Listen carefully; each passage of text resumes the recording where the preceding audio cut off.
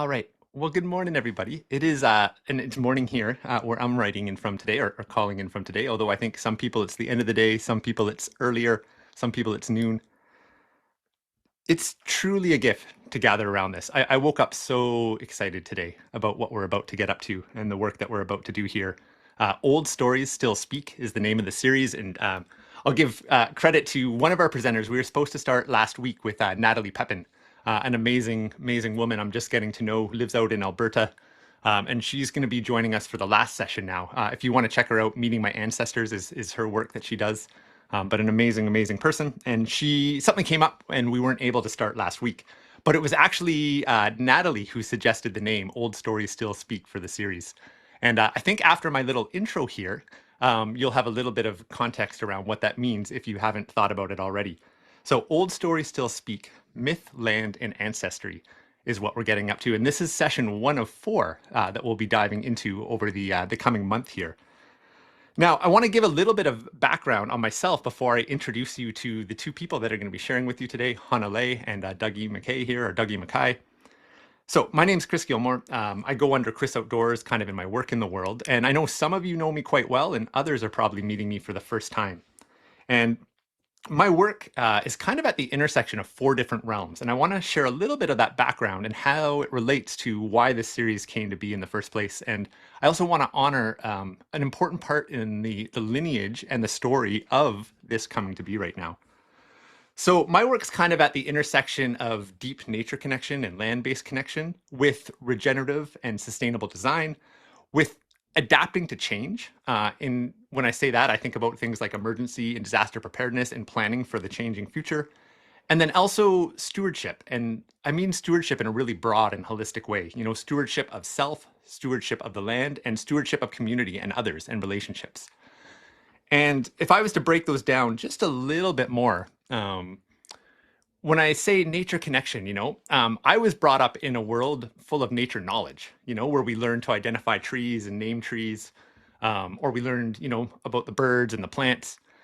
But when I say nature connection, I speak more to this idea that that the land actually has a language to it that's being spoken around us. That there's actually this really deep story that's unfolding around us, and that all of our ancestors actually relied on being in relationship with that story as part of their survival, and that instructions came from our ability to listen to that land. And I think it's fair to say that a lot of modern people maybe don't even know that exists, or at least have no idea how deep that language is. And I can say that from personal experience because, when I was 20, I had no idea that that language was even a thing, even though I'd spent most of my childhood in the outdoors. And it wasn't until coming across a few mentors, I was actually opened up to the idea that, when birds are singing, they're not just making pretty noises, they're actually talking, and they're actually talking with an incredible amount of depth. They're talking about the changing weather, they're talking about where things are on the landscape. There's literally a language around us. That language exists in the birds, but it's also in the tracks, it's in the clouds and the weather, it's in the trees. So reclaiming this ancient way of being able to be in relationship and in communication with the land around us has become a big inspiring part of my journey, knowing that that's guided humans for a long time. And I think it's really important in this modern context when so many people are feeling a little bit overwhelmed, feeling disconnected, and when we have a lot to reconcile and process, to reclaim that deep relationship with the land. The next 2 or 3 pieces in that story, though, takes me over to this idea of regenerative design and sustainable living, because I think there's a fair argument to say that a lot of the systems that our world is based upon today are maybe not serving the planet and the environment the best they could. And definitely some of them aren't serving people. And I say that humbly to say that there's so many amazing things about the modern world, I think about modern medicine and the ability to just go to a hospital if you break your leg. What a gift that is. So it's not to not honor the gifts of the modern world, but to say that, there's some things that maybe aren't sustainable and not regenerative, and that's a part of this story here. How do we create a truly regenerative culture and society again? And then there's this piece that the world is actually in a constant state of change and flux, and that maybe that's happening at a faster speed right now. Maybe it's not, but the world's changing. When we look at this realm of AI and big data and technology and the environment and social dynamics and demographics, wow, it can get really overwhelming quite a bit. So there's this other piece around how do we actually be resilient as individuals, as communities, in context to change in this modern world. And then all of that brings me back to this idea of stewardship, stewards of our own selves in a grounded way, stewards of the land around us, and stewards of relationships with other people. So I share that all as a little bit of background context to tell you why this series is here. Why are we gathering here in the first place? Since kind of COVID times, I've been running a free little mini series every winter where I bring together different guests and we have some fun kind of sharing stories and teachings.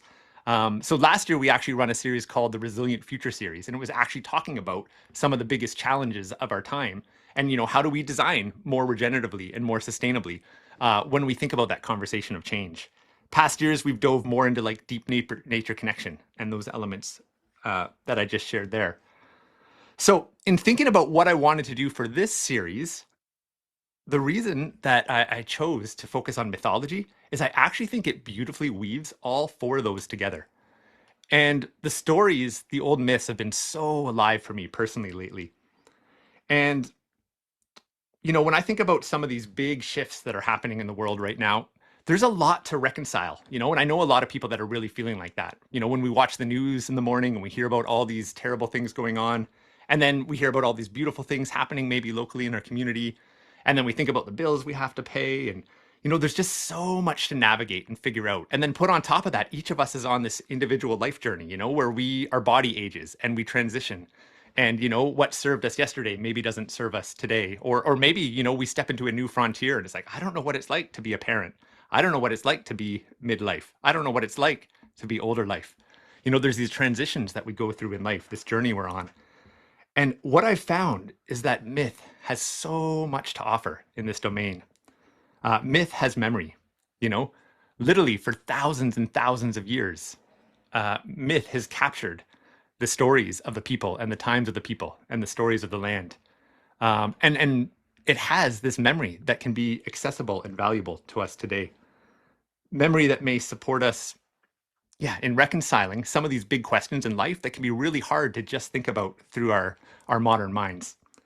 So I would like to stop talking in a moment here and pass it over to our two guests, but I have one more piece that I actually really want to honor that's important in that story. And thank you for listening there, because I did feel it was a little bit important to share a little bit of that background context for those of you coming into this today. I would like to honor a piece of this story that really brought this together for me, and even, that really helped bring this together. So I live in the lands of the Anishinaabe Nation. It's under the Williams Treaty today, and I've been really, really privileged, and it's been an honor to spend some time in some of those communities over the last decade and even a little bit more. And with that, I've been gifted with the opportunity to hear some of these old stories from these lands and pick up on little pieces of that culture. And that's been really beautiful. But there's another side of it that has not been beautiful, and that actually brings up a lot of grief when we start to look at human history and we think about some of the damage that's been done and the hurt that's been done, some of it quite recently. And then it brings up big questions as an individual, So I live here on Turtle Island. I mentioned, I'm in a part of central Ontario. Neen Getawayamog is the Anishinaabe-Moan name of the lake that I live nearby. But my ancestors don't come from this land, My ancestors came from Hungary, or modern day Hungary anyways, come from northern Scotland, come from England. And here I am in these lands practicing practices of nature connection and reclaiming, these skills of living on the land. In a culture where the original peoples of this land were actually persecuted for doing those same things not very long ago in their own history. And that brings up a lot of big questions, It's actually kind of a messy thing to dive into and think about. So where I want to go with this to bring us into our story right now is that through spending time with Anishinaabe communities, I was actually encouraged to start to look at my own ancestry and think about, when did my ancestors live close to the land? When did they know that nature's language existed and were in right relationship with that? And that's been a really long and deep journey that I've been on and has a lot to do with this series coming together today. But it's interesting when you start looking at that, because here you are, and I'm speaking about myself right now, but maybe some of you can relate to this story. Here I sit on Turtle Island today in these modern times. And, the Anishinaabe culture has inspired me so much, but that isn't my culture. And now I'm looking into, the cultures of the Northern Gaels or the Magyars of Hungary or my Nordic ancestry, with roots through England into the north. But I wasn't actually raised in that culture either. It doesn't quite feel like my culture either. My culture was like watching Blue Jay games growing up, and eating hot dogs and watching cartoons. So it puts us in this really, really interesting place when we ask that question, how do you walk in a good day way today? Who am I? And as I dive into the history of that, I also realized that, this, I don't want to say the same, but the story of conquest, the people here in North America, the original peoples who literally had aspects of their culture robbed from them, or at least people tried to take it from them. I realized that happened in my own ancestry as well. My Northern Gael ancestors fought the Romans, as well. And this story is actually really, really old. And just like what happened here in North America, pieces of my Scottish ancestry, pieces of my Hungarian or Magyar ancestry, pieces of my English ancestry were actually lost, in these battles of colonial conquest. And that can bring up a lot of heaviness as well, a lot of grief. And I don't want to focus on the grief today. I actually want to shift from that. And that's actually not going to be the big emphasis here. But I think it is important to share that to create a little bit of context as we start out here. So this brings me to today and introducing our two guests, because what I've realized, when you don't fully connect to one culture, or maybe you do fully connect to your culture, but when we have these big questions, when we have this grief, when there's so much to reconcile, what do we do with that in this world where there's just so much to consider? And what I've realized, and I think many people can maybe relate to this, is that these old stories actually carry memory. They carry meaning, and they're as relevant as ever in our modern day. And when we hear these old stories of ancestry, and it doesn't necessarily even have to be our own ancestry, it helps us understand the human journey throughout time. It helps us understand relationships with the land. It helps us understand the mystery and the magic, those things that aren't explained by modern science. Um, and I'm going to actually just leave it right there. That's kind of what I want to share to bring us our heads together today. So I'm going to pass it over to my guest today, with starting with a little bit of gratitude. I want to share gratitude for the land itself that supports us, for the magic and mystery that's out there that can't be explained by science. And I want to share gratitude to the storytellers, the story holders, the story weavers, and the song holders and weavers as well, who help bring this evolving story forward in history. I also want to recognize a couple other people before I pass it over. So Natalie Pepin, I already mentioned, she's going to be joining us end of March. We haven't set the date for that. There's 4 sessions in this. Stephanie MacKay is going to be our guest next week. So just want to bring them in today. And then 2 amazing people that have actually helped spread the word about this series and have been helping behind the scenes. Tad Hargrave, he has a beautiful Substack on culture work, if you want to check it out. And another gentleman, Bradley Morris, and his amazing wife, Celeste. And they actually have a really cool project called Magic Kids, trying to engage kids in creative ways off of screens in our modern world. And they've all been a big help here. So just a shout out to Magic Kids and Tad and our other presenters. And without further ado, I'm going to introduce Hanalei and Dougie MacKay to take it over today. And maybe I'll pass it over to Hanalei and ask you, what are you feeling grateful for today, Hana? And maybe tell the group a little bit about yourself before you bring us into some song.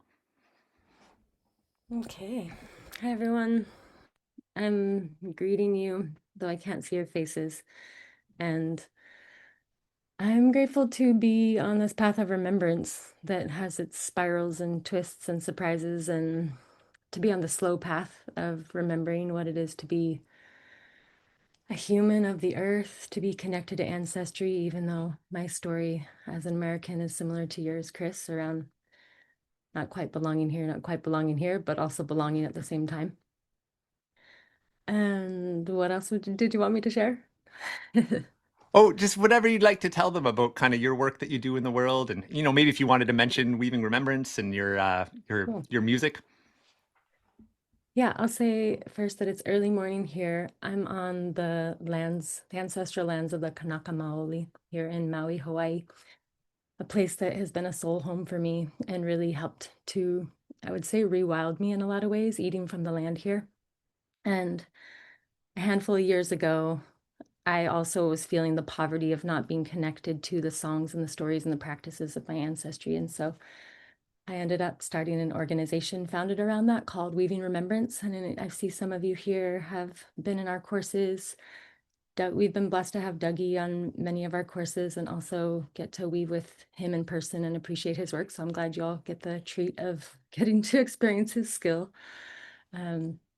Yeah, we've hosted over 100 teachers, wisdom carriers, crafters from all around Europe who carry threads of the old ways, earth-based and indigenous traditions of Europe.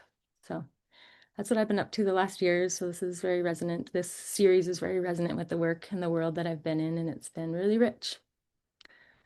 And yeah, so that's Weaving Remembrance. And I also have been singing songs about all these things. I have my music out there in the world. Yeah, thanks for having me, Chris. Beautiful. Yeah, thanks for coming. Dougie, can I pass it over to you? And I'll start with that same question. What are you feeling grateful for today? And then why don't you just kind of kick us off? Cool, thanks Chris, thanks Hannah. Good to be here, gathering with fine folk through this digital hearth. I'm grateful for the first kind of hints of spring that we're getting here in Scotland. Um, yeah, the winter has been rough this year. The Cailleach has been out in force, and the days are stretching. There's that pleasing lilt in the song of the birds, and yeah, today, believe it or not, we even had full-on sunshine. So yeah, I'm grateful for that. The small mercies. Um, yeah, so very briefly myself, like I'm a storyteller. So for me, that involves telling folk tales and myths in a kind of oral tradition, spoken stories.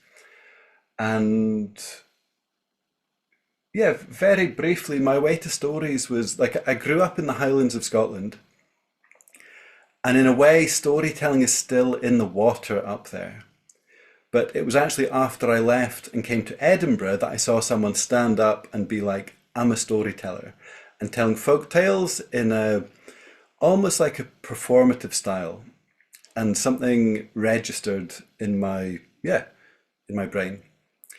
Um, my background was in community education, youth work, and increasingly found myself going outdoors in some of the same nature connection scenes that Chris might be familiar with, doing the art of mentoring, working with the Eight Shields Institute. And so there's something, I guess I bring that in because sometimes I feel like even growing up in the Highlands, I wouldn't be aware that storytelling was a thing until I left. And I wouldn't have been aware of terms like regenerative culture until people came from North America and started presenting a model around nature connection, regenerative culture, village building. So even though I'm a kind of traditional Scottish storyteller, my practice has been informed from, yeah, people coming across the water. And I'm personally really curious about that reciprocity. I'm really inspired by that co-weaving, like what is old and rooted and gnarly and has been kind of preserved over here that can, yeah, offer value to people who maybe don't have that same rootedness in their sense of place. And likewise, the fresh eyes and the sense of possibility that is not always so evident in Scotland. You know, we're a little weather beaten over here. So yeah, I really enjoy that exchange, and hence I'm here. I'm going to tell a story today and just want to give a bit of context to that story. Yeah, as I mentioned, we still have a kind of intact oral tradition of storytelling in Scotland, as yeah, many parts of the world do. Um, some of the reasons I find that interesting, there used to be characters called Shenekes in the Gaelic clan society. So in Scotland and Ireland, there would be Shenekes. Each clan would have a Sheneke. The Sheneke was the keeper of the old lore. They would be the oral historians. They would know, you know, which well had which healing properties. They would know upon which hill which battle had been fought. They would know which clans had fought or intermarried. They would know the old druidic rites. They would know the fairy places. They would know the places that you would avoid because there was a malevolence lurking there. And those shennikis, those storytellers, they weren't like, obviously you want to be entertaining. Like, if you're not entertaining, people aren't going to listen. But actually, the emphasis wasn't on pure entertainment. It was upon preserving the cultural knowledge, preserving the history of that place, of that people. And because that was taken really seriously, and until recent times was still taken seriously, we have stories being told in this part of the world, as in other parts of the world, that are hundreds, if not thousands of years old, or at least echoes of those tales that are 1,000 years old. In this part of the world, there are small, playful folk tales, and there are the bigger stories, the stories that, as a storyteller, you don't really mess with. That as a storyteller, you don't probably even tell until until you're at least knee deep, waist deep in oral lore and storytelling. And in this part of the world, those stories are the tales of the Fianna. So who are the Fianna? Because next week's story also refers to the Fianna. Some of you will know. The Fianna were, broadly speaking, hunter, gatherer, warrior poets. And they're kind of like, again, there seems to be a fusion between history and myth and legend. The Fianna are almost painted like demigods, but there's a suggestion they might have been based on real characters that lived about 300 AD. So there are skirmishes with the Romans. These stories tell of battles with the Romans, who in the stories might be called the king of the world. The Roman emperor might be called the king of the world. So they're old tales. Many supernatural scrapes, many heroic feats, but absolutely enmeshed with the landscape. It's said that the Fianna loved nothing more than roaming the high hill. And all through the summer, they'd be out on the high hill. Then maybe in the winter, they'd accept the hospitality and they'd come indoors just through the winter months. But they were always itching to be out. The Fianna were at one with nature. The Fianna had a strange kind of in and out relationship to the king. They were actually sworn to protect the land, not to protect royalty, not to protect the upper echelons of society. They were there to protect the land from invasion. They were warriors, but not invaders. And there was a really strict code of conduct, code of ethics, and really severe testing to qualify for this band of hunter-gatherer warrior poets. And the tales of the Fianna are kind of told with a great sentimentality. This is like the high day of the Gaelic people. So they're told with a sentimentality, and of all the heroes, of all the high deeds of the people of this time, the greatest leader was said to be Fionn MacCool. And so I thought we would start the story by telling the story of Fionn and how he gained a quality of seeing, a quality of wisdom. And maybe that's enough of an intro. Are you ready to hear a story? I don't know how you're going to let me know because you're all muted with your cameras off. Hannah, well done. Hannah's ready for the story. I'll take her. She represents the collective pulse of the room.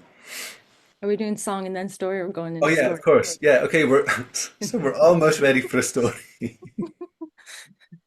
but not quite. For there's no better way to lead into a story than warming up with a song. For the two are cousins in the Cumhaill Hall. So, Hannah, would you like to lead us in Yes, I'll just interject a song here. So we like to weave the songs and the stories and these, old ways, songs and stories. One of my passions is getting people to sing together. And just a couple weeks ago, so the story, as you'll come to find out, includes our beautiful friend Salmon. And just a couple weeks ago, I was at this workshop learning how to make salmon leather for the first time. So this is my salmon leather that was bark tanned, and this wisdom comes from the people of the First Nations people of the Pacific Northwest, is the lineage that I learned this with. And it was so beautiful to be stretching these skins and getting to know this being more. And while we were there, about a group of 15 of us stretching the skins and oiling them and making this leather, somebody shared this song. And so this song comes from a person named Jasmine Stuverud. I reached out to them to get permission to share this, and I will put the words in the chat, but yeah, you can look at the words in the chat, or you can just listen to me sing it. And the first verse or two, I will sing each line twice so that you can join me as I sing it the second time. And then the verses 3 and 4, I'll just sing straight through. Song, as you may know, is a way to really bring ourselves into our bodies and open our hearts to life. For me, really helps me out of my thinking mind and just to vibrate in the present moment and open my consciousness to other ways of seeing that I might not on a normal day if I'm not singing. So whether or not you consider yourself a singer, I invite you to gently open your voice with me to sing this together. To touch the throat, welcome the voice. And the song goes like this.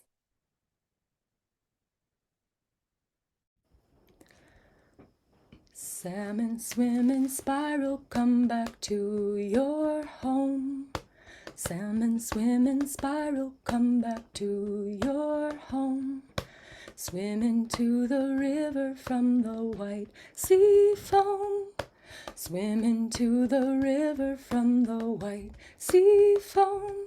Your ancestors knew that the circle is our truth. Your ancestors knew that the circle is our truth. So salmon swim in spiral to your home. So salmon swim in spiral to your home. Second verse, I'll repeat every line. Here we go. Salmon swim in spiral, come back to your birth. Salmon swim in spiral, come back to your birth. Swimming with the rhythm of the Mother Earth. Swimming with the rhythm of the Mother Earth. Your ancestors knew that the circle is our truth. Your ancestors knew that the circle is our truth. So salmon swim in spiral to your birth. So salmon swim in spiral to your birth. Okay, so now you got the melody, and we'll do these last two verses. I'm just gonna slow it down a little. Here we go. Salmon swim in spiral, come back to your death. Everything that's living shares a single breath. Your ancestors knew that the circle is our truth. So salmon swim in spiral to your death. Salmon swim in spiral, come back to your ground. Just like a song that's sung within, around. Your ancestors knew that the circle is our truth. So salmon swim in spiral to your ground. So salmon swim in spiral to your ground. One time slowly. So salmon swim in spiral to your ground.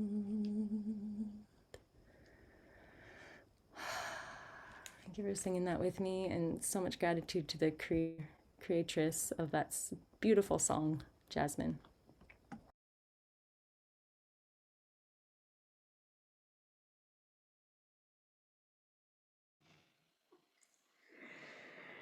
Wow, it's gorgeous. Might just let that breathe for a moment.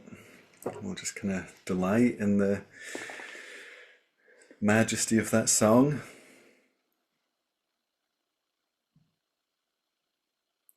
Then transition from that song towards this old story, which, yeah, if there's such a thing as a keystone species in the natural world, I would sense this might be a keystone story in the culture of these islands. So here we go. Finn was raised by women. His father Cumhaill had been the captain of the Fionn. He'd led them for many years. He'd led them into many battles.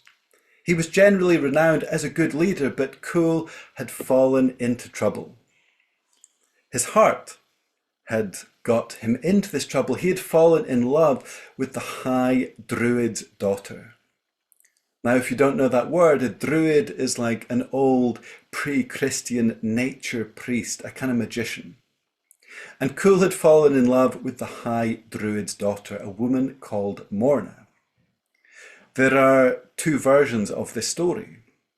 One of them says that she did not return his amorous feelings, and regardless, he captured her. He took her with him.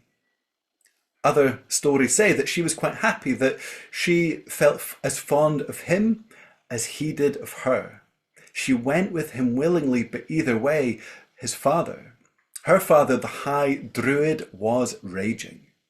The High Druid and the High King, they raised an army. They fought against Cumhaill and the Fionn. A bloody battle was fought. Much blood was shed, and eventually Cumhaill himself fell to the sword of a one-eyed barbarian, Gall MacMorna. And as Cumhaill fell to Gall MacMorna's sword, Gall was raised to be the new captain of the Fionn, of this band of warriors. Morna was brought back to her father, the High Druid, but in the weeks and months that followed, her belly began to swell. She was with child. She brought shame upon the household of the Druid, and she was sent to the edge of the country. There, in private, in secret, she gave birth 9 months later to a beautiful, blue-eyed, fair-haired boy. And it broke her heart. For staring into his glistening blue eyes, she knew that, being a boy, he would never be safe. He would be seen as a threat to the new captain of the Fionn. Gall MacMorna would seek that baby, and despite his infancy, put him to the sword. This baby must be hidden if he was to survive, and so, shedding many tears and breaking her own heart in the process, this little babe was sent to be raised by 2 wild aunties in the woods. 2 wild warrior aunties. They dressed in buckskin leather. They had woven shawls around their shoulders. They made a hut, deep in the thick of the forest, hidden at the back of an old oak tree made of wattle and daub, stick lattice and clay, so discreet amongst the green of the forest that you or I could walk straight past it and not know anyone was there. They made this hidden home to raise this young one, and they taught him the ways of the forest, the ways of plant. They taught him which plants were food, which plants were medicine, which plants were poison. And so as the young Finn grew and toddled through the forest, he could gather berries and bring them back to please his old aunties. He knew the plants to avoid. He knew the herbs that could be gathered to make tea upon the fire. And as he grew bigger, they taught him the ways of tracking and trailing, the footprints that covered the forest floor and were like a map, showing exactly who or what had moved through the forest whilst they slept. He was able to learn red deer from roe. He was able to learn fox from wolf, badger from otter. He was able to learn fresh tracks from old, which tracks were worth following, which tracks were best avoided. And so by learning the way of tracking and trailing, Finn was able to avoid harm and also able to follow the animals. He was able to hunt, he was able to bring back rabbits, bring back hares, eventually bring back deer. He was a fine hunter. Those old aunties taught him well. But in this time, in this place, it was not enough to stay hidden and feed yourself to guarantee your survival. And as I mentioned, these two old aunties were wild. They taught Finn how to fight. They taught him bare knuckle boxing. They taught him stick fighting. They pursued him through the forest and made him dodge their flint-tipped spear as it flew after him underneath the canopy of the trees. They taught him in the old Celtic martial arts, and there came a time when Finn was well able to defend himself. But as he grew more confident in his hunting, in his fighting, as he grew in age and stature, as the teenage years came upon him, he wasn't so satisfied to stay hidden in the woods. He wanted to venture further and further from that hut, and that concerned the old aunties. In fact, there came a time when his destiny was clear. He wasn't happy to stay hidden in the forest. He wanted to go out into the world. He wanted to reclaim that which was rightfully his. He wanted to reclaim the captaincy of the Fionn for himself, to take on Gael MacMorna. And so, by the glowing embers of the fire one night, the two old aunties, they sat by the fire, and amidst the darkness they talked. They shared counsel. They said, well, he's a good enough hunter to possibly lead the Fionn.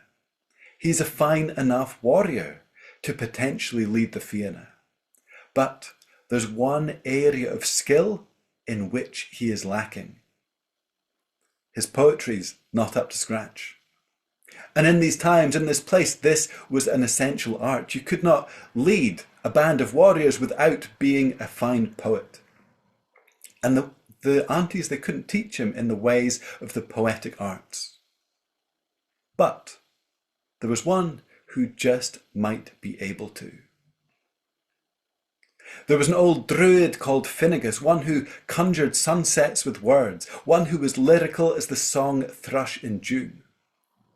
Finnegas had sat on the edge of a pool as clear and round as the moon, and he had sat there for 7 long years. He had sat on the edge of that pool for 7 long years, for in that pool swam a salmon. Not just any salmon, but the salmon of wisdom. It said that that salmon had eaten 9 nuts from the hazel tree of knowledge, and it was prophesied that the one who could catch that salmon, cook that salmon and eat that salmon, would gain the gift of seeing, would gain the gift of knowledge that would understand the true nature of the world. The one who ate that salmon, nothing could be hidden from them. They would have a true understanding of the world. And the old Finnegas the Druid, he fancied that gift for himself. But this was no ordinary salmon. This was the salmon of knowledge. It wasn't so easily caught. The salmon of knowledge, it kept avoiding Finnegas's hawthorn hook. It would not be caught in his nettle-corded netting. It kept flashing past his flint-tipped spear. And so old Finnegas was sitting there by the pool, running his fingers through his long white beard when the young Finn arrived and asked him if he could teach him in the ways of poetry, in the ways of eloquence. And old Finnegas frowned at the boy and said, I don't have time for that. There's a salmon to catch, but whilst you are here, make yourself useful. And so old Finnegas and the young Finn, they sat on the edge of that pool, staring into that pool, occasionally seeing the flick of a fin, the flash of a scale. They watched that pool morning, noon and night. And eventually, fatefully, they lifted that salmon from the pool, they caught the fish, they laid it upon the bank of the river. Pink spots glowing on its flank like embers in the fire, and the old Finnegas was delighted. He said, young one, you are a good omen. Now you prepare the fish while I prepare myself for the meal of a lifetime. And off the old druid went to give thanks to the old gods of the river and prepare himself to cleanse himself for this special meal. Finn, he gutted the fish, he washed it, he wrapped it in wet leaves. He kindled a fire, and once the flames died down and the coals burned bright, he placed that salmon upon the coals. And he dreamed. He dreamed how finally he could go into the world and take what was his. Finally, he would be taught the ways of poetry by this old druid, and he could then go out and find his fortune. And so lost was he in his daydreaming that he took his mind off the fish, and he turned the fish. He checked the fish. He looked under the leaves and saw that in his dreaming he had let the skin of the fish burn and blister. And he didn't want to present this imperfect fish to the old druid, so he took his thumb, he pressed down upon the blister in the skin's fish, and the fish's skin, burnt his thumb, placed his thumb in his mouth, and whoosh! In that moment, everything changed. There was a flash of light, a light that shone behind his eyes, and in that moment, he understood the true nature of the world. He understood what the birds sing of. He understood why the salmon crosses the ocean and returns to the river of its own spawning. In that moment, Finn understood how past, present, and future all flow together as a confluence of many streams into one river. He understood how disappointed that old druid was going to be when he came back and realised the gift had gone to Finn and not to the druid himself. And indeed, Finnegas came back rubbing his hands together in anticipation, but as soon as he looked at Finn, he said, "Boy, did you eat the fish? No, look, it's still there. Boy, did you so much as even taste of its flesh?" And Finn explained the story of the blister of the thumb, of the change that had come upon him when he tasted the brie, the juice of the fish, upon his tongue. And the old druid hung his head in disappointment before finding his composure and speaking to the youth and saying, "Very well, if the gift of the fish is for you, then the eating of it should be too." And the old Finnegas, the young Finn, they sat there by the fire, by the pool, as Finn ate the fish, and they talked. They talked of life, they talked of lore, they talked of poetry.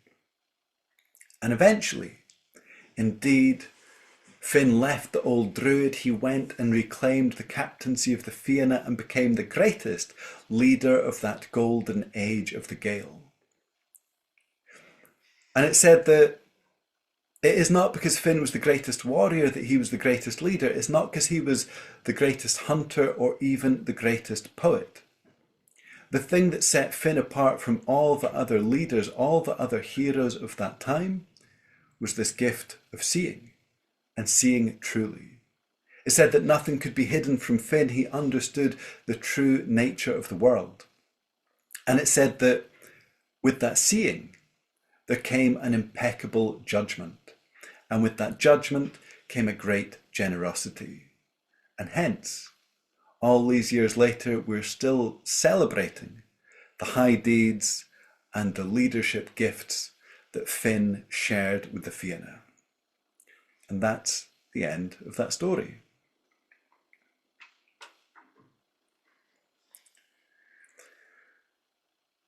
So we're going to let that story breathe a little bit. We're going to sit with that story. We're going to, if you've got a pen, if you've got paper, you might want to maybe sketch or journal. But we're just going to dream into that story, replay it in our mind's eye a little bit, and maybe think, let's take just 1 or 2 minutes. Just dream into the story as Finn and Finnegas did there beside the pool. We're going to dream in this story and think, which images stick with us from this story? Which moments in this story are we drawn to? So we're just going to do that for ourselves for the next 1 or 2 minutes, then there'll be another question.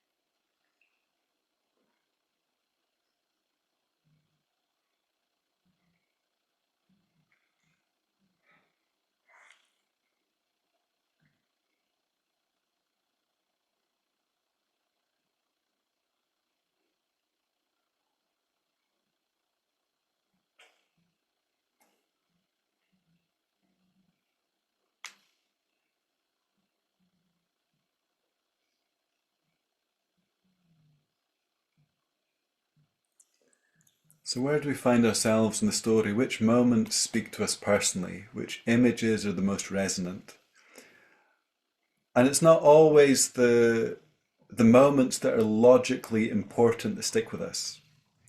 There's something that feels important and respectful to the story about just allowing it to be there and just like seeing where our imagination is drawn to. Just letting ourselves bathe in the story, to steep in the story a little while.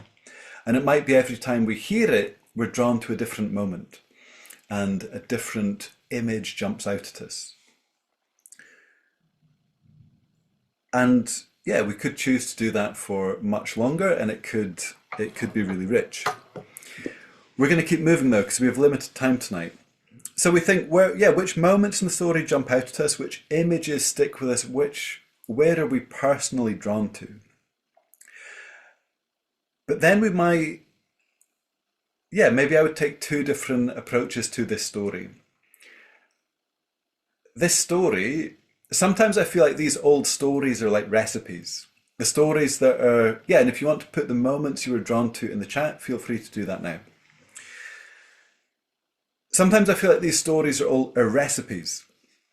The stories that have really survived a long time, usually they carry some kernel of cultural wisdom, something that was important for the survival of the tribe or for remaining in right relationship with the environment. This story specifically directs us towards leadership. This story specifically directs us towards a quality of seeing that is important for leadership. If we saw this story as a recipe around leadership and seeing, what are the ingredients? Which are the moments in this story that helped foster Finn's gift of seeing? So that's a question for you as the audience. And there's no right and wrong, it's just a line of inquiry. If this story is about the gift of seeing, which moments in this story direct Finn towards this revelation of seeing? Let's just harvest that a little bit.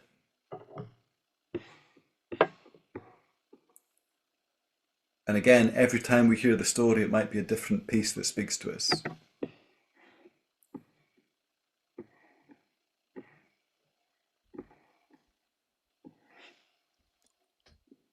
Dougie, just let me know if you'd like my support in any way in this. Yeah, why don't you keep an eye on the chat? And then you can maybe bring some kind of summary. Spend another minute or two in this piece of it. So which moments support Finn in his gift of seeing?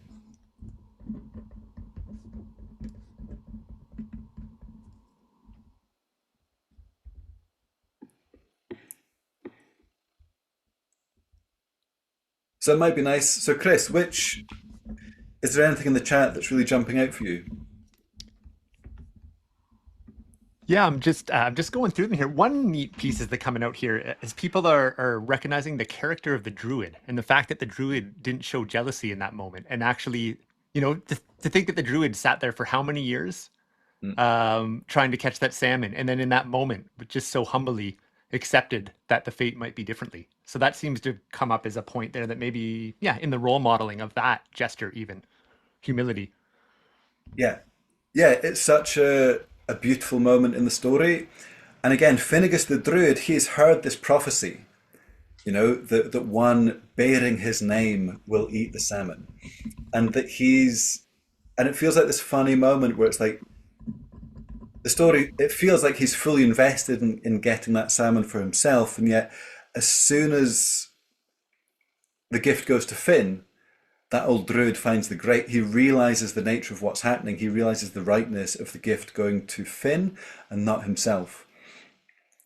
And there's something, especially if we're thinking about regenerative culture, especially if we're thinking about nature time, if we're thinking about the longer arc that these stories and also the natural world follow. And as I get older, I wonder how many of us are destined to be Finnegas rather than Finn. How many of us are destined to be Finnegas rather than Finn, and um, is that any lesser a part to play?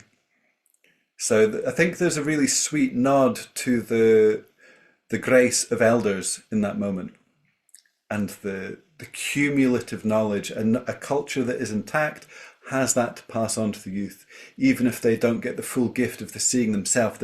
Finnegas has enough.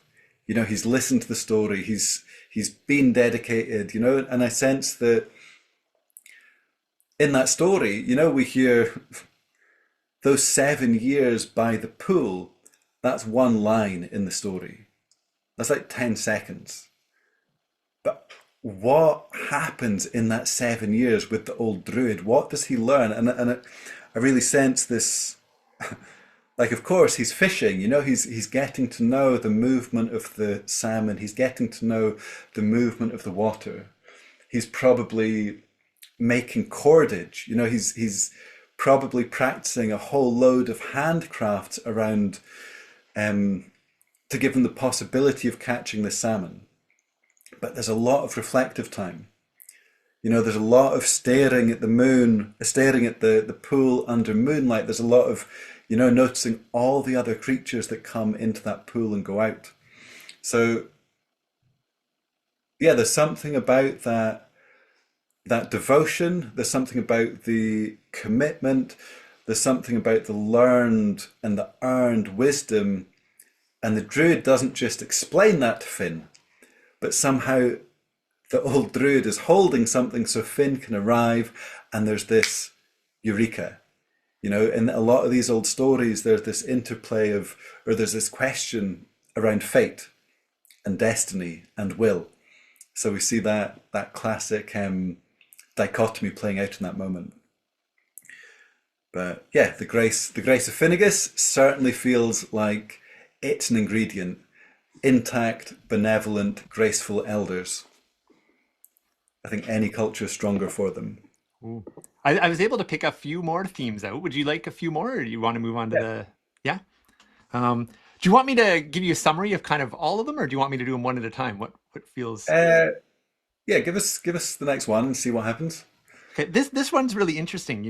Multiple people are speaking to his time with the aunties in the woods, and kind of naming that in different ways. But the fact that he was mentored by the wild aunties, the fact that he listened to the wild aunties. And maybe I could just share a little piece here that I'm curious, maybe may inform how you want to respond to that piece that's coming up there. Oh, and in with that actually comes this thread that you were just talking on of listening to the elders, in being part of this journey. But I'm in another myth group, and we've been looking at the Parsifal tales right now, and I know so many of these myths have this archetype or this energy of, that wise woman who's been so pivotal, and you have like this young rising warrior. But actually this female, or whatever you want to call it, that energy has been so pivotal to them developing the character that they have there. So I've got just a personal kind of, I'm not stating that as a teaching, it's actually just kind of a question around that energy. And it seems that lots of people are realizing that piece here. So Yeah, I think it's a really fun part of the story. The Fionn cycle can be a bit of a masculine cycle. It's a band of mostly men. But actually, we see right at the forefront of this tale, we've got these two aunties. Again, some storytellers might miss this bit, but again, we've got 15 years, 16 years where it's all down to the aunties, that cultural teaching, and I love the fact that they're really wild as well, and there feels like there's this kind of inversion of expectations, that the aunties teach him to fight and to hunt, and the old druid teaches him poetry. So yeah, I think we all need a few more wild aunties in our life, and certainly it feels like a core ingredient in Finn emerging into the world and being who he is, or becoming who he is. that was one of the other themes that came up there, and I found that one particularly interesting. That idea of poetry. That we have this warrior, who's so strong and on the land, and he's a hunter and a fighter and all of these things, but the piece that he's missing is poetry. Yeah, that's a beautiful. Did you have anything else you want to speak to that one, or do you feel like that's? you've kind of shared on that piece? Yeah, I think the poetry is. I think it really balanced. If it was just a hunter-gatherer warrior society, like this story is telling us that to just have a hunter-gatherer warrior society is maybe dangerous. If there's not that poetic sensitivity, if it's not balanced with a sort of, I would understand poetry as a kind of like refined sensitivity, way of seeing. And also I don't think poetry, these old stories don't seem to highlight poetry as fancy language. Mm. It's like eloquent truth telling. It's the gift of seeing. The best poets tend to just see what's there and express it in a way that's pleasing. So I think, yeah, as a storyteller, coming back to an old tale with a heritage where, poetry's not just like, yeah, it's essential. It's as essential. The idea that poetry is as essential as defending yourself and feeding yourself, like that's a really, for me, feels like a really radical idea. Mm. So it catches my attention. It invites me to lean into the story, and the more I sit with the story, the more poetry holds its own alongside those other qualities. It's like, yes, there's a phrase. Yeah, there's something. I think Martin Shaw says this. It's like, you shouldn't give a warrior a sword before he can dance.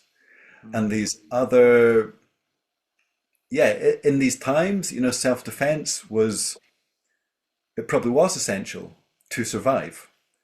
But again, how do you regulate that so that that wrath, that power, that potential bloodlust doesn't fall out of balance and become overly harmful? And I sense that's the role of poetry. And also, in old times, the poet would be, it would be the role of the poet to keep the king and the high society in check by composing satires, by speaking what had happened in an entertaining way. So yeah, poets and shenikis, bards had an old immunity, and they were really kind of functional in regulating the culture and making sure that power didn't go unchecked. That was something of the role of the poet in later Gaelic times as well. Mm. You know, a layer I'd love to just weave in here, Dougie, that's really interesting. So I mentioned during my intro, one of the hats that I kind of hold in my work with Chris Outdoors is I do consulting in emergency and disaster preparedness.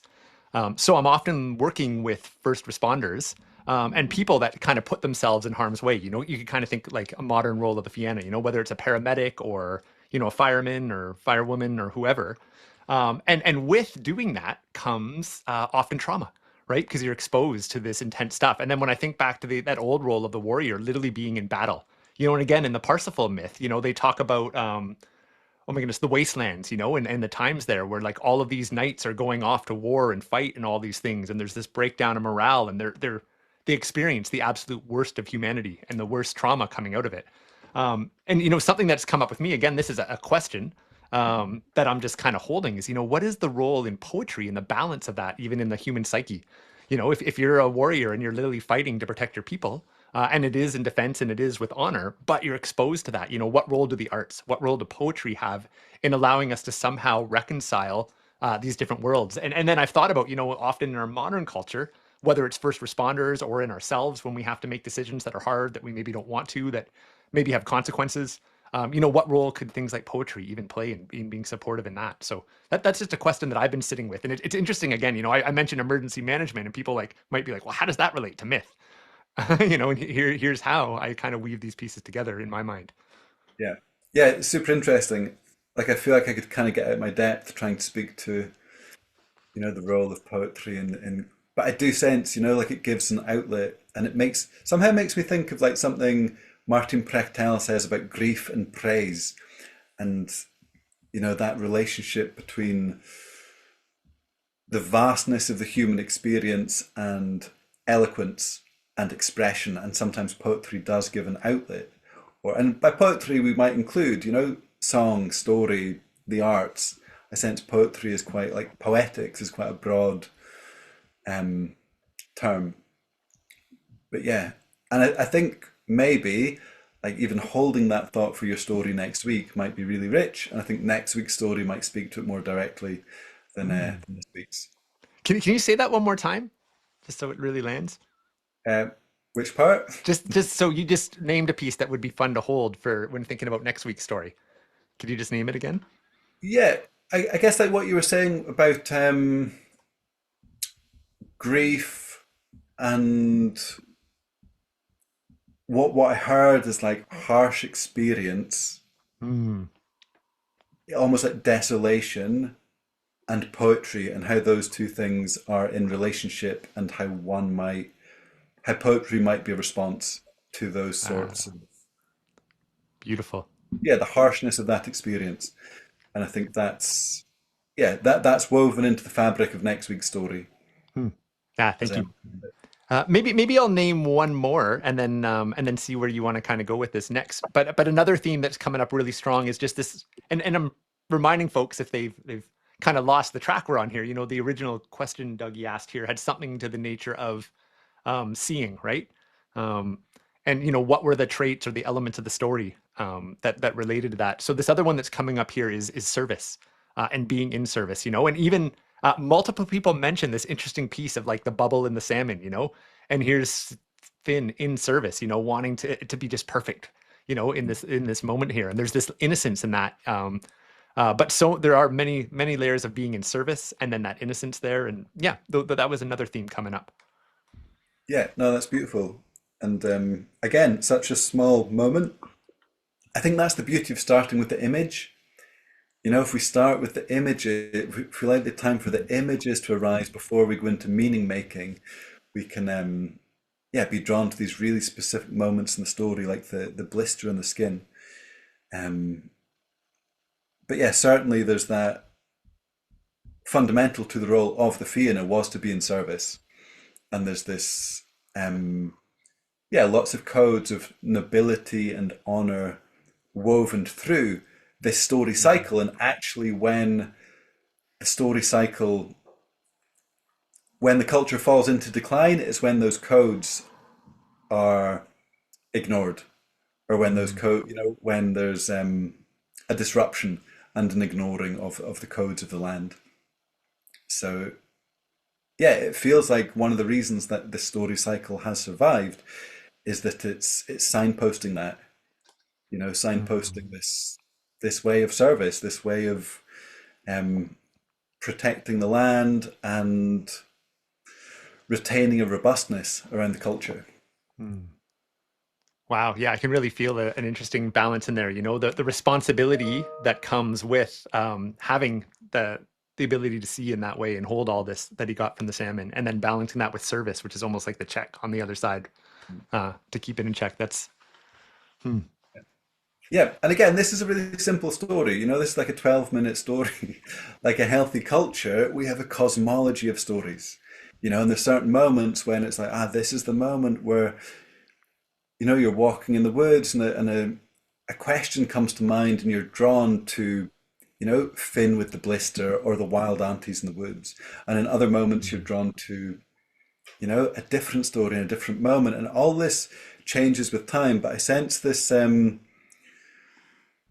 myths and story support our sense making. And Mm. they're not fixed, they're not finite in the same way that if we read a book of facts, they're fixed. You know, these stories are not really binary. They invite us to dream into any one of these different moments in the story.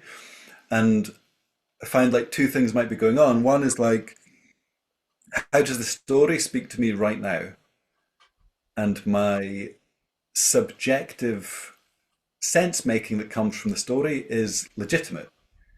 It's one way, you know, it might remind me of like, oh yeah, I mind going fishing with my dad, and it reminds me of this time and something that was really important. And that part of the storytelling process or the story receiving process is legitimate.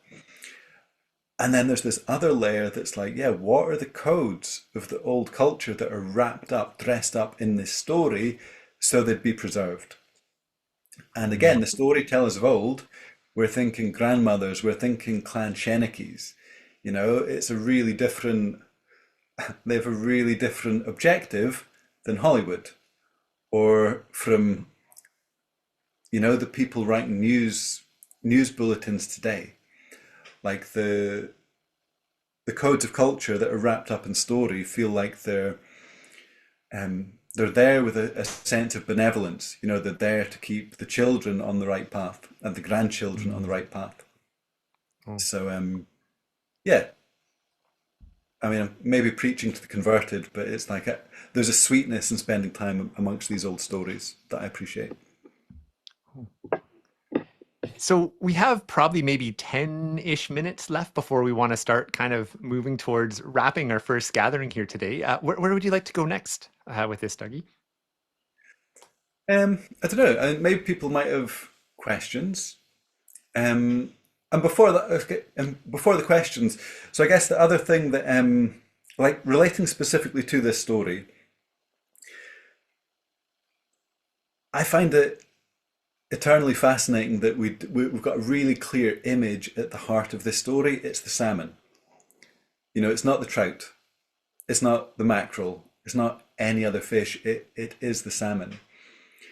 And so, again, a question I might carry when hearing the story is like, why is it the salmon at the heart of this story? What is it about the salmon that warrants its place at the heart of this story? And I sense that these old cultures were practical as well as poetic. So there might be some kind of poetic reasons, like it might be the journey the salmon makes across the ocean and then the return. It might be that people saw that when the salmon is abundant, the forest is healthy, like the animals come and eat and spread the bones and the nitrogen out in the land. So again, that's a nice point of inquiry. Why is it the salmon, both practically and poetically? And that's something that people might want to muse or dream into a little bit.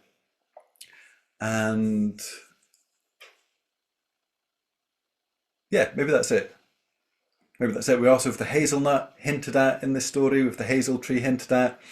We have the druid. The word druid, they reckon, comes from doer, so it is which is an older Gaelic word for the oak tree. So we have the oak tree and the hazel both hinted at in this story. Why might they be at the heart of a story like this? So I think there's lots of kind of really rich lines of inquiry from a kind of nature connection perspective too. And yeah, and I guess sometimes I think, yeah, if this story was still, if every child in Scotland knew this story, would we notice more quickly when the salmon numbers dwindle? Like, how would it affect the attention that we pay to the rivers? And I think again, there's an opportunity there that's currently being untapped, and that's the power of the right sort of story in the right sort of place. So. Hmm. That's I would actually love to highlight that what you just said there, Dougie. That really hits my heart in a strong way, you know. And again, I'm kind of bringing us back to how I started this whole place, you know, talking about, you know, the relationship between deep land connection and nature connection with, you know, what does it mean to live in a more regenerative and sustainable way? What does it mean to think about the future? And you know, what does it mean to be stewards of self, land, and others? I kind of started us off with that idea and then shared how I thought that, you know, myth maybe had some wisdom for us in that, or some gifts for us, and held some meaning and some memory in that. Um, and I think about that piece, you know, in our modern context, you know, how many of us like really know all the different fish species or all the different plant species or insects. And, you know, a lot of them are ecological indicators of change, you know. Um, and it's like, you know, if we don't notice if we didn't know the insect or the fish was there in the first place, and then something changes, that's actually part of nature's language. You know, it's saying that something's changing, and that could be a direct result of our impact as humans. So, and I do feel that this is relevant. I'll say really, really quickly. I don't want to take up a lot of time here with the story, you know, but a big part of my journey, you know, I got into sustainable, or what was called sustainable agriculture was one of my first things, organic farming. And we used to say, oh, we have these sustainable organic farms. And I had a big epiphany when I was getting into that in my early 20s, being like, how do I know this is sustainable if I don't actually deeply know all of the relations around the outside of the farm? Like if I don't know the insects and the birds and the amphibians, how do I actually know that this is being sustainable? Because I'm not actually able to, I wouldn't actually notice if our farm was displacing an insect that I didn't even realize was there in the first place, you know? And I just love this idea of, what does it look like to come back into that kind of knowledge of the ecosystems around us, like our ancestors would have known? And how might that change the way that we move through the world if we had that kind of relationship? So I did just want to take a minute to highlight that and really thank you for bringing that piece in there. And it's neat how the salmon story brings that out. Yeah, no, that's sweet. Yeah, thanks for bringing that. I think so many of old folk tales, like you were mentioning at the start about listening to the birds, it's a classic folk tale trope and motif. The bird arrives, two brothers, two sisters go on a journey, the bird arrives, says something, first sibling ignores it, and there's a disaster. Second sibling follows the bird's attention and, inherit half the kingdom.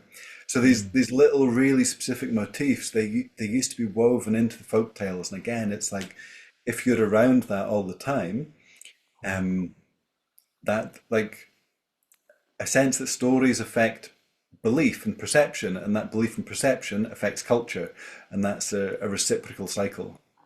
So yeah, thanks for bringing our attention. But and that interrelatedness, that interrelatedness that is like even though if we forget it, that is the state of the human being. On a living planet, like we're like interrelatedness is part of the game.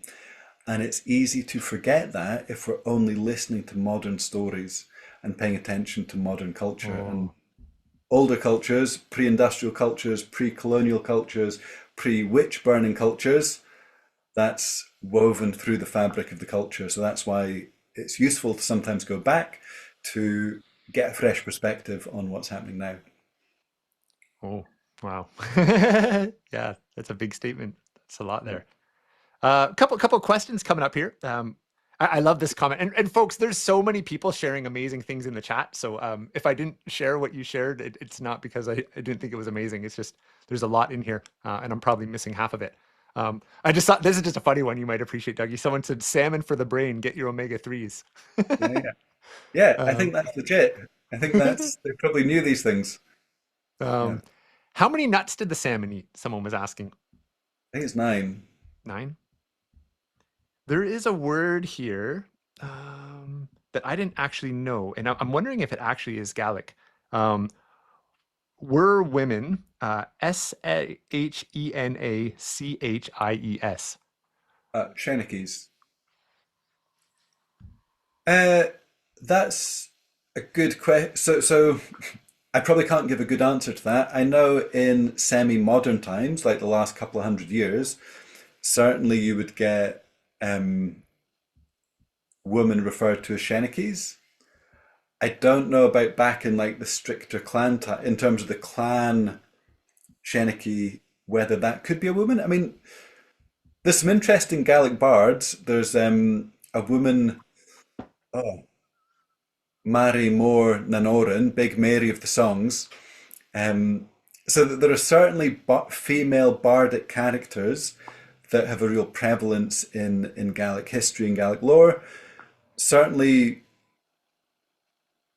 yeah, in like people who would have been around in the 1950s, there would have been lots of women, like as many women referred to as Shenikis as men, I would think. I'm not sure of the official how that might have been set in like official society. Um, but yeah, there'd certainly be lots of wise women through the stories. There'd be lots of female storytellers. Um, and that woman, Big Mary of the songs, she was I'm not an expert, but a really interesting character. And when she died, she was famous for composing satires and harassing the local chiefs. So when she was buried, they buried her face down just in case she would compose more songs to to rip it out of the chiefs from the grave. So she was yeah, she was taken really seriously for her poetic skill. Hmm. Maybe there's one more. There's not a lot of questions actually coming in, which is probably okay because we may want to start kind of moving towards our wrap here. Do you have any insights or anything you feel like you'd like to share around the 9 nuts, and just any curiosity around that? Yeah, I'm again, for most of these things, like I'm not an expert, I'm just a storyteller. Hmm. So I might. So yeah, I can't give a really good answer. Like, definitely, 9 feels like the completion of a cycle before you go back to 10 or 1. So there's something of a fullness. I think it's quite in lots of different cultures. It's a number of fullness, of strength, of kind of waxing. So that might be important. 3 times 3. Like 3 is the magic number. It's certainly a sacred number to the Gaels and to storytellers. We like things in 3, so maybe 3 times 3. There's a certain potency. And the hazel tree. Yeah, again, I'm struck by the distinction between the hazel and the oak, and that the oak is so slow growing and so hard, and again, a really generous species, like supports lots of other forms of life. But the difference between the oak, which is slow growing and hard and strong, and the hazel, which is the opposite, which is swift growing, which you can coppice, which then grows many more stalks, which has a high tensile strength, which you can make things from. So it's a more dynamic tree than the oak. So that catches my attention, and certainly, yeah, the druids in the old stories, they often seem to have a hazel wand. So there's something, again, more dynamic, more kind of magical. It also gives nuts. So again, source of food, it's probably really practical. There's protein, it's good for the brain. Um, yeah, that would be my riffing on that moment. Awesome. Thanks, Dougie. Oh, wow. This was great. Yeah, anything else I guess you would like to just kind of share in kind of wrapping up this piece? I mean, I would like to chat a little bit about yeah, some of how people can kind of get to know you and get your work and maybe go deeper into these things. I have a few things I would like to share, but why don't you kind of do a little bit of a wrap for us here first? Anything you would like to share just on the telling of the story today, and then we'll shift into that piece. Does that feel good? Yeah. You mean to start with wrapping the story and then go into what else I'm up to? Yeah. Yeah, if you wanted to start by just kind of anything yeah, kind of like you did the preamble to start it. This is the Yeah, postamble. post Istanbul. Yeah, I mean, I think just inviting people to get curious about these stories, find different sources. Again, this is my telling, like, and it's based on different versions. Um, but it's yeah, every storyteller will find a slightly different emphasis, slightly different. Where does the story begin? Where does it end? What happens in between? That's where we have a bit of creative license.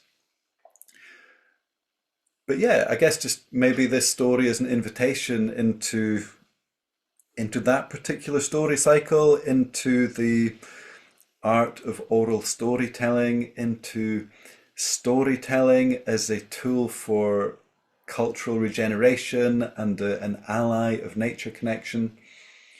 Um, and again, it's like, I mean, storytelling is really broad. If you said you like music, people wouldn't know what you mean. Like, you could like this, that, or the next thing. And storytelling is also quite a broad church. So yeah, what I'm presenting today, I guess it's a very particular flavour of storytelling, of Celtic myth, of mythopoetics. But yeah, hopefully it sparked a little light of intrigue, and ultimately, like, we're all storytellers. So yeah, really encouraging people to find stories, to listen to stories, to tell stories, and yeah, keep that storytelling culture alive. Mm. Yeah, thank you, Dougie. First off, thank you so much for joining us here and being here today. This has been a real gift. This story, particularly, when just the Finn kind of saga and tales have been really hitting me in a strong way. And maybe I'll say a little bit more about that next week when Stephanie's on in that journey. I think I'll leave that piece for today. But these have been really alive and relevant for me, and I really appreciate your telling today. And I'm starting to realize, my first coming across of these stories was through Daniel Alliston. I don't know if you know his work, and Yeah. reading. He has a book, Finn and the Fianna. But it's so interesting, now that I've heard them told from a few different storytellers, and I'm really realizing the value of hearing the stories from different tellers and realizing that there's often the stories change, sometimes in the details. And then it makes me come up with these questions around like, well, what was going on at the times when the story was created, or when the story changed? What might be different in the lands of these people where the story is told a little bit different, and it brings up all these really interesting opportunities to actually dig into history, and to dig into cultural questions. And I feel like every time I hear a story, just so many questions come up, and then it sends me down another little rabbit hole. And then our kind of historical, our cultural context expands. But then with that comes understanding of ourselves, and as we relate to it. And there's an expansion in that as well. And that's one of the values that I'm finding in all these. So I say that all to share with folks today, that I would encourage you to, to go and find other tellings of the stories that we're doing in here, read them, listen to other people share them. And then if questions come up for you like that, go and research them, learn about the times, learn about the culture, learn about, if an element comes up in the story, like the hazelnut or the salmon or, a weaving tool, go and research a little bit about that, the cultural context of that in the times that the stories came from. And you may just find that layers upon layers start to get revealed. The other one I'd like to share with folks is the idea of just bringing the story out onto the land. And that's something I've been doing a lot lately, is, I'll sit with a story, or I'll sit in on a story, and then I'll go for a walk afterwards. And I'll try to actually just clear my mind and walk for the story, or walk with the story out on the land, in a quiet way. And yeah, I won't say any more about that, but I've been finding tons of value in taking the stories for a walk. I don't know if you have any thoughts on that idea, Dougie. And just before you answer, I just want to really quickly, I don't know if you're up for it or not, and I'm not going to put you on the spot, but there's a lovely lady named Carly Joint, weaving, sorry, what's her, oh my goodness, Wilder Connections, Carly Joint. She's going to be singing next week with us. Somebody did request a closing song, and Hanalei had to leave. Carly, if you feel like singing us a song tonight, I'll give you, I would be lovely to close us out. And if that's putting you on the spot, then no worries, don't worry about it. But if you got one, you could just let me know in the chat. But Dougie, back to you. Any thoughts on that idea of taking a story for a walk? Yeah, go do it. Awesome. Yeah, no, I think it's nice to carry the stories out in the land, and yeah, and also I think it's appropriate. The story poses more questions than answers, and yeah, also find different versions as you'd said. Mm, Um, yeah, maybe I'll do a brief plug for the different things that I've got coming please up. do. I'll throw your links up in the chat. I'm going to just move over to that. And then, so what Dougie is mentioning right now, I'll throw a couple of links up for folks and you can find them there. Cool. So yeah, I do a kind of 10-week deep dive into a bit of a cycle of myth that's I call Myth as Medicine. We're just finishing that, so won't be running that again until next winter. But I am gathering a bit of a cohort of aspiring storytellers to do, yeah, kind of 6-month storytelling journey mentorship program over the summer. So that's the next kind of, yeah, I guess like in-depth way of working with me in story that's coming up. And yeah, still space. I'm excited to do that. And have more storytellers in the world. And yeah, if you're looking for a more just kind of like light engagement with story, I've got a podcast, Tales for a Time. I've got a selection of Scottish tales for telling on Bandcamp. Do a bi-monthly night in Edinburgh called the Hearthfire Sessions. I'll be there at the Edinburgh Fringe doing a show on wolves and wildness with a musician and shadow puppeteer. And actually, I'm going to be out in Portland and Seattle, or Portland and Port Townsend next week. So if anyone's local to that part of the world, we'll be doing storytelling out that way next Friday, Saturday. So yeah, just a smattering of ways. It'd be really nice to catch some of you in real life down the road. And yeah, thanks for being here, and thanks for the invitation, Chris. Hey folks, I'll just ask that nobody share anything in the chat for a moment here. So hold off on your thank yous for a second. So I want people to actually see the links at the bottom of the chat. So at the bottom of there, I just threw out a link to Dougie's podcast, Tales of For Our Times. And then there's also a link there to the waiting list for the upcoming program that he referenced, as well as just his general kind of newsletter and mailing list. So those links are all in there. I'll also send them off afterwards. for folks that want to check them out. And I do want to throw up, give me 1 second here, the link to Weaving Remembrance, just to honor Hanalei and her contributions today. What a beautiful song that she started off. So I'm going to share the link for that down there. And I'm going to share one other link down there. And then it looks like Carly would like to come on for a song and close us out. So we're kind of improvising a little bit here. So that's wonderful, Carly. Hopefully you're in queue. We're going to pull you on in just a second here. Let me throw on that one other link, folks. Thanks for your patience here. And it is. Oh, I mentioned one other cool project coming up. So a good friend of mine, Bradley, or friends of mine, Bradley and Celeste Morris, I think Celeste is in the crowd right now, have a really beautiful project that's inspired by getting kids off of screens and getting them into their creativity, their imagination through story. So they've created an incredible, it's actually an app. It's funny, they're kind of reverse engineering technology. So they've created the Magic Kids app. And I'm going to throw the link in the chat down here for that one as well. But basically, it's an app that's full of audio stories for kids to help inspire their creativity. So I threw the link out for there, and they've been helping kind of spread the word and share and supporting the series behind the scenes. So I just wanted to kind of shout out to all those folks right now. Anything you want to share, Dougie, to close before I pull Carly on here? No, that was just, yeah, I think I said everything there. Yeah, good to be here and hope to cross paths with someone, with people further down the line.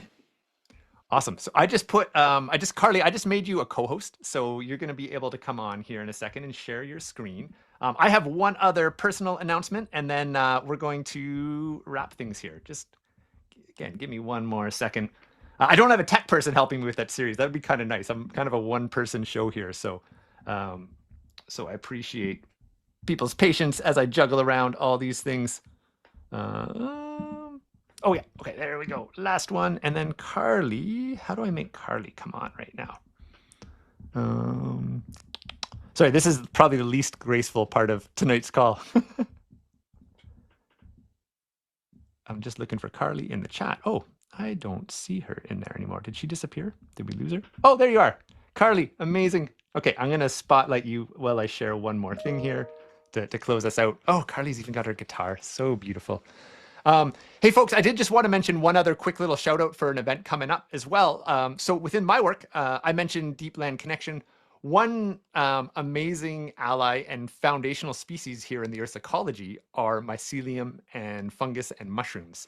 And I did want to let folks know that I'm actually doing another free class tomorrow evening, Eastern time. And it's actually on learning about the ecology of fungi, as well as learning how to grow and forage edible and medicinal mushrooms. So if that something is of interest to you folks, I'm also going to just throw that down in the chat right there as well. My class tomorrow night on mushrooms. And I'm going to say thank you all for being with us today, taking a little bit of time out of your day. I hope you found some value in this. I hope you take the story for a walk, and I hope you join us for the next 3 sessions. And please tell your friends about this. I would love to see, a couple of hundred more people on these live calls.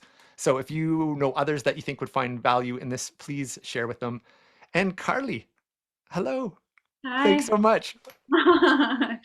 Well, thanks for having me, and thanks so much, Dougie and Hannah and Chris. A beautiful telling of that story today. This is, I won't give too much of an intro. This is a song that came through on these lands that I live on and share with close by to Chris. And you could, if you wanted to, sing it as a call and response. So each time I sing a line, you could reply with that line, or you could just listen to it in a way that it washes over you and you receive whatever you receive from the song. It's called Sacred Ground. And we didn't test the audio, so I'm hoping you can hear my guitar and you can hear my voice. Yeah? All right, okay. And yeah. I'm a child and I have found my feet upon this sacred ground. Mama, where could I lay down? Here upon your sacred ground. Hey, Carly. Sorry to Yeah, interrupt. The guitar is not coming through because of the sound. Is it something you could sing without the guitar? yeah, Yeah. I could. Yeah, it's kind of throwing off the rhythm a little bit. Sorry to reset there, but No worries. Okay. So it would be like, I'm a child and I have found, and your part would go, I'm a child and I have found my feet upon this sacred ground. Mm-hmm. Mama, where could I lay down? Here upon your sacred ground. Oh, fire, please awaken me. Clear the fog that I might see. I ain't got no gold to offer thee. Hands to tend, this voice to sing. And when I go away from here, may these steps be free of fear. And coming through loud and clear, my heart, my soul, my joy, my tears. Oh, I'm a child and I have found my feet upon this sacred ground. Mama, why could I lay down here upon your sacred ground?